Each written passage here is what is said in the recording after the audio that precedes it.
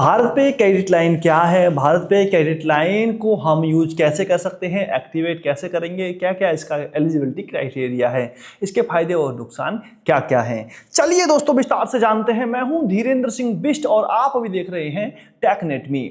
दोस्तों भारत पे credit line एक बाय नाउ पे लेटर की सुविधा है। भारत पे क्रेडिट लाइन एक शॉर्ट टाइम लोन की तरह काम करता है और जो इसका क्रेडिट लाइन है ये अपने पार्टनर बैंक से ही अप्रूव करवाता है। मतलब भारत पे कोई बैंक तो है नहीं है, ना ये एनबीएफसी कंपनी है, ये तो मात्र एक पेमेंट गेटवे का साधन है। समझ गए? तो ये क्या करता है, ये अपने जो पार्टनर बैंक है यूनियन बैंक और यस बैंक, उनसे बोलेगा भाई साहब कस्टमर मेरे और काम तुम्हारा, अकाउंट तुम्हारे, बाकी मतलब फाइनेंस वाला काम तुम संभाल लेना, कस्टमर मैं संभाल लूँगा। सीधा ऐसा बोल के ये आपका अकाउंट जो हमारे यस बैंक है और यूनियन बैंक है उनमें से किसी ने एक में खुलवाएगा और उस बैंक से आपको एक क्रेडिट लिमिट दिलवाएगा। क्रेडिट लिमिट बोले तो शॉर्ट टाइम का लोन है आपको दिलवाएगा और उसका उपयोग आप पूरे महीना भर करोगे और पूरे महीने भर करने के बाद में 1 तारीख से 7 तारीख के बीच में आपका बिल बन जाएगा और उसी बीच में आपको पैसे भरने होंगे और लास्ट तारीख 15 तारीख होती है।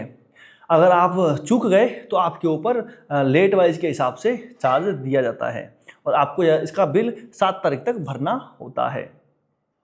और दोस्तों आपको ये क्रेडिट लाइन जो अगर आपने एक बार ये क्रेडिट लाइन एक्टिवेट करवा ली तो आप इसका उपयोग फ़ोन पे, गूगल पे, पेटीएम और कोई दूसरे एप्लीकेशन में भी इसका लिंक करके आप सीधा ही पेमेंट कर सकते हो। क्योंकि कोई भी जो एप्लीकेशन है ये खुद में बैंक तो है नहीं है और बैंक ना होने के कारण क्या है, ये सिर्फ और एक यूपीआई एप्लीकेशन है, तो आप इस क्रेडिट लाइन का उपयोग किसी के साथ भी कर सकते हो। अब दोस्तों ये किस किस को मिलेगा, तो दोस्तों एक बार ध्यान दीजिएगा, भारत पे क्रेडिट लाइन का जो ये फीचर है ये हर किसी के लिए नहीं बना है और ना ही ये बैंक है किसी को इजीली दे रहे हैं। क्योंकि दोस्तों मैंने जब अप्लाई किया था अभी तो मेरे को भी आ गया कि भाई साहब आपका जो पिन कोड है, जो हमारा इलाका है राजस्थान का, तो ये राजस्थान का हनुमानगढ़ में रहते हैं हम लोग, तो ये बोलते हैं कि भाई साहब जो हनुमानगढ़ का इलाका है ये अभी सर्विसेबल नहीं है। ये तो सिर्फ इसलिए बोलते हैं कि भाई साहब आपके इलाके में थोड़ा सा आपको गलत ना लगे, लेकिन असलियत में क्या है, जो हमारा सिविल स्कोर है वो इन दिनों में डाउन हुआ है। क्यों हुआ है? क्योंकि मैंने मल्टीपल लोन ले रखे हैं और इसी कारण से ये सिविल स्कोर डाउन हो रखा है। तो दोस्तों आपको ये कैसे मिलेगा? देखो जब आपका सिविल स्कोर अच्छा रहेगा और आपका एक अच्छा क्रेडिट प्रोफाइल होगा और आपकी पहले से छोटे मोटे क्रेडिट कार्ड या कोई लोन चल रहे हो कम, ऐसा नहीं कि मेरी तरह 7-8 लेके बैठे हो, ऐसा नहीं, सिर्फ 1 या 2, तो उसके ऊपर ये आपको मिल सकता है। आपका सिविल स्कोर 750 से प्लस हुआ तो ये आपको मिल जाएगा इजीली, सीधी सी बात है। आपकी उम्र 18 साल से ज़्यादा होनी चाहिए और आप रेगुलर इनकम वाले होने चाहिए और आपके पास में तो पैसा होना ही चाहिए भरने के लिए इसको, समझे? तो इसमें दोस्तों क्या करेगा ये आपके आधार कार्ड पैन कार्ड को लेगा और सीधा वेरिफिकेशन करेगा, आपका यूपीआई ऑटो पेमेंट को सेटअप करवाएगा, उसके बाद में आपकी वीडियो केवाईसी करेगा, वीडियो केवाईसी करके आपका अकाउंट खोल देगा। उस अकाउंट को आपको भारत पे के साथ में लिंक करना है और आगे से आगे पेमेंट करनी है। तो आप भारत पे के इस क्रेडिट यूपीआई लाइन के साथ में क्या क्या कर सकते हो? देखो किसी मर्चेंट को पेमेंट करना, मर्चेंट को रिचार्ज करना, बिजली का बिल भरना और दूसरे ज़रूरी काम। लेकिन आप इससे मर्चेंट मतलब होता है पर्सन टू पर्सन पेमेंट, वो आप नहीं कर सकते हैं। अब दोस्तों बात करें इसके फ़ायदे का, तो फ़ायदा ये है कि भाई साहब फ़ायदा ये है कि चलो ठीक है आपके इमरजेंसी में एक पैसा मिल जाएगा आपको, लेकिन आपका जो पैसा है ये काफ़ी कम मिलेगा। मतलब हो सकता है दोस्तों आपको, अगर आपने एक बार एक्टिवेट करवा लिया तो उसका मतलब ये नहीं है कि आपको 1000-15,000 की लिमिट मिल जाएगी, नहीं, सिर्फ 2000, 3000, 5000 की इजीली लिमिट आपको मिलती है आपके क्रेडिट प्रोफाइल को देखते हुए।